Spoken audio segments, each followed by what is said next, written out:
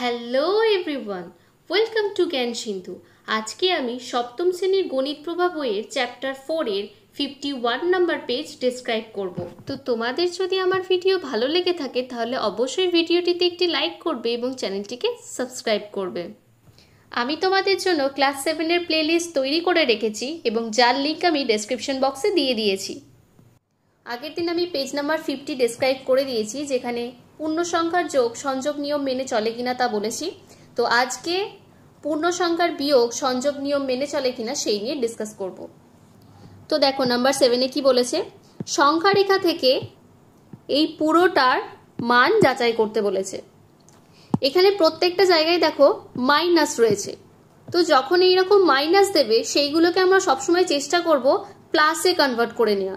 তাহলে এখানে দেখো ফার্স্টে লাইনটা লিখে নিচ্ছি, +2, এইখানে মাইনাসে মাইনাসে কি হবে, প্লাস হবে, তাহলে +4, এটাকে আমি কি করব, সেকেন্ড ব্র্যাকেটের মধ্যে রেখে দিচ্ছি।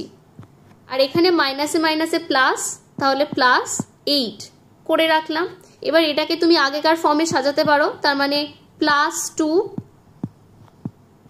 Plus of +4 plus of +8।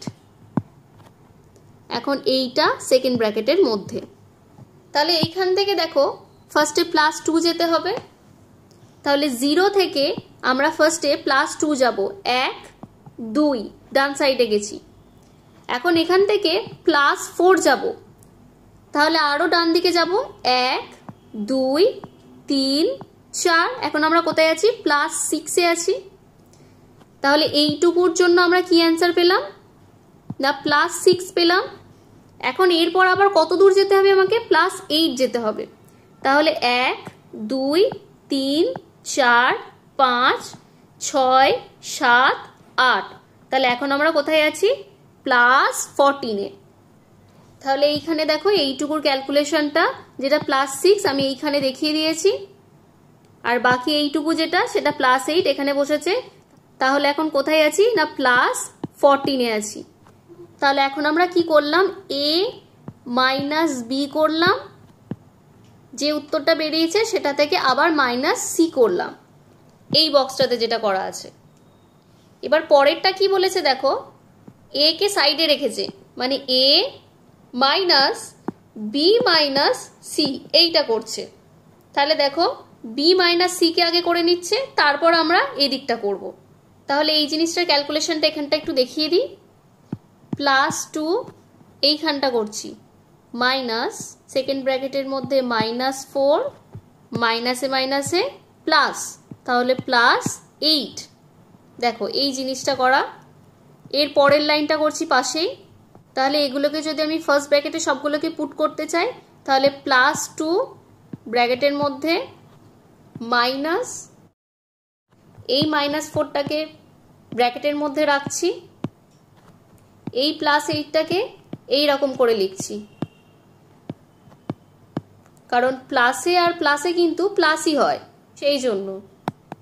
তাহলে এইটুকুর জন্য হবে +2 -4 আর +8 নিয়ে হচ্ছে +4, ঠিক এই জিনিসটা। এবার এই মাইনাসটাকে আমাদের কি করতে হবে, প্লাসে কনভার্ট করতে হবে। তাহলে আমরা কি জানি, মাইনাসে প্লাসে কি হয়, মাইনাস হয়। আবার আমরা এটাও জানি প্লাসে মাইনাসেও মাইনাস হয়। তাহলে এটাকে আমি একটু ঘুরিয়ে লিখবো, জাস্ট +2, আর এই মাইনাসটার জায়গাটাতে আমি প্লাস লিখে দিচ্ছি, আর এই প্লাসটার জায়গাতে আমি মাইনাস লিখে দিচ্ছি। তাহলে -4। দেখো তাহলেই কিন্তু আমরা নাম্বার লাইনে পুট করতে পারবো। এখন এইটা যেটা করেছি, এইটা হচ্ছে এই জায়গাটা, আর এইটা যেটা করেছি এটা হচ্ছে এই জায়গাটা, আর এইটা যেটা করেছি সেটা এই জায়গাটা। তাহলে এখন কি অ্যান্সার বেরোলো, -2। তাহলে নাম্বার লাইনে দেখো আমি ড্র করে দিচ্ছি, 0 থেকে নিয়ে 1 2 3 এদিকে চলে যাবে, -1 -2 -3 -4 -5। তাহলে এই ক্ষেত্রে হবে 0 থেকে +2, 1 2 আর সেখান থেকে -4, মানে 1 2 3 4, এ দেখো -2। তাহলে প্রথম সমীকরণের জন্য অ্যান্সার পেয়েছিলাম +14। সেকেন্ড বারে দেখো যখন b - c কে আমি আগে করছি, আমি অ্যান্সার পাচ্ছি -2। তাহলে দুটো অ্যান্সার কি এক বেরোলো? অবশ্যই বেরোলো না। তাহলে পূর্ণ সংখ্যার বিয়োগ কিন্তু সংযোগ নিয়ম যেটা, সেটা মেনে চলল না। বিনিময় নিয়মও কিন্তু যোগের জন্য মিলেছিল, কিন্তু বিয়োগের জন্য মেলেনি। সেই রকম সংযোগ নিয়মও কিন্তু যোগের জন্য মিলল, বিয়োগের জন্য কিন্তু মিলল না। সেই জন্য এইখানটা যদি দেখো বুঝতে পারবে, a - b করেছে, এটা a আর এটা b, এই দুটোর কাজ করে যখন c কে বাদ দিয়েছে, যে উত্তরটা বেরোলো সেই উত্তরটা কিন্তু b আর c এর কাজটা আগে করে যদি a এর কাজটা করা হয়েছে, সেই ক্ষেত্রে কিন্তু অ্যান্সার এক বেরোয়নি। তাই এখানে কিন্তু নট ইকুয়াল টুর একটা সাইন দিয়েছে। তাই নিচে কি লিখেছে দেখো, নিজে অন্য যে কোনো তিনটি পূর্ণ সংখ্যা নিয়ে সংখ্যা রেখায় বিয়োগ করি ও যাচাই করি যে পূর্ণ সংখ্যার বিয়োগ সংযোগ নিয়ম মেনে চলে না।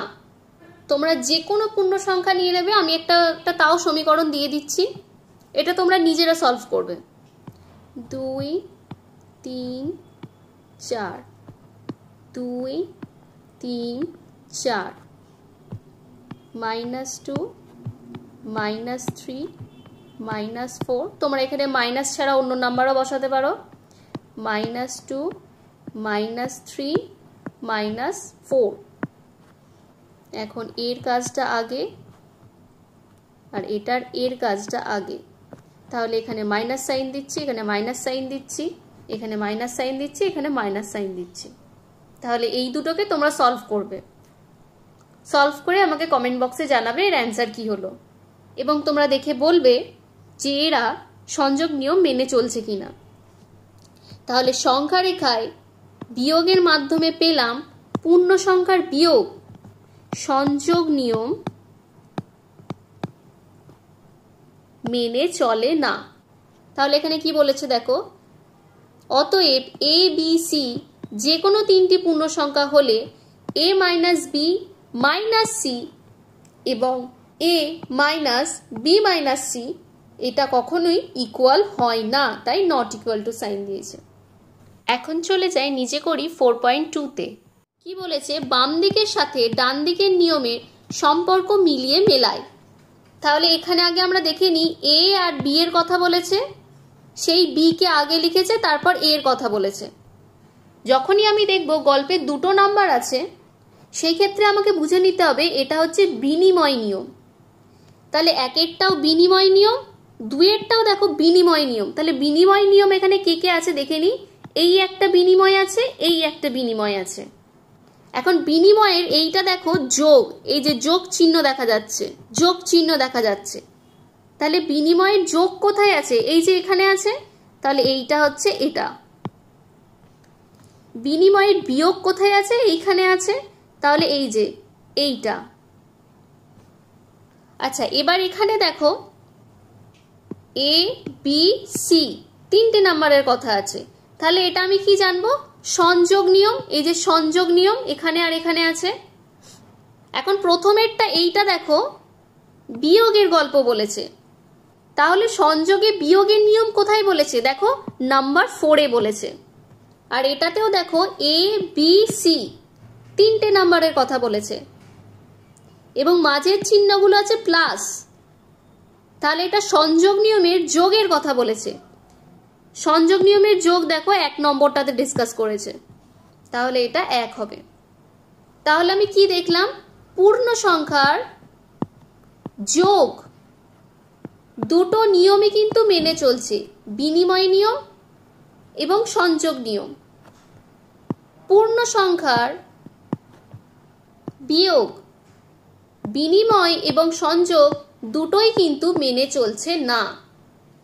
এখন দুইয়েরটা কি বলেছে দেখি, এমন একটি ঋণাত্মক পূর্ণ সংখ্যা লিখি যেটি দুটি ঋণাত্মক পূর্ণ সংখ্যার সমষ্টি হবে। মানে আমাকে দুটো ঋণাত্মক পূর্ণ সংখ্যা নিতে হবে, যাদের সমষ্টি করে আমি যে অ্যান্সারটা পাবো সেটা একটা ঋণাত্মক পূর্ণ সংখ্যাই হবে। তাহলে দেখো আমি একটা নিয়ে নিচ্ছি -1, আরেকটা নিচ্ছি -2। তাহলে কি নিলাম? ঋণাত্মক পূর্ণ সংখ্যা, এবং এদের কি করতে বলেছে? সমষ্টি করতে বলেছে। তাহলে সমষ্টি করে নিচ্ছি। এখন কি অ্যান্সার পাচ্ছি দেখো, সমান দিয়ে লিখতে পারি -1 আর প্লাসে মাইনাসে -2। তাহলে এটাকে আমরা লিখতে পারি -1 আর -2 মানে হচ্ছে -3। তাহলে ঋণাত্মক সংখ্যাটা কি না -3, যেটা আমরা অ্যান্সার পেয়েছি। নাম্বার 3তে কি বলেছে দেখো, এমন একটি ঋণাত্মক পূর্ণ সংখ্যা লিখি যেটি দুটি ধনাত্মক পূর্ণ সংখ্যার বিয়োগের সমান হবে। তাহলে আমি কি নেব? দুটো ধনাত্মক পূর্ণ সংখ্যা নেব। একটা নিচ্ছি +4, আরেকটা নিয়ে নিচ্ছি +7। এই দুটোর এখন আমি কি করছি? বিয়োগ করে নিচ্ছি।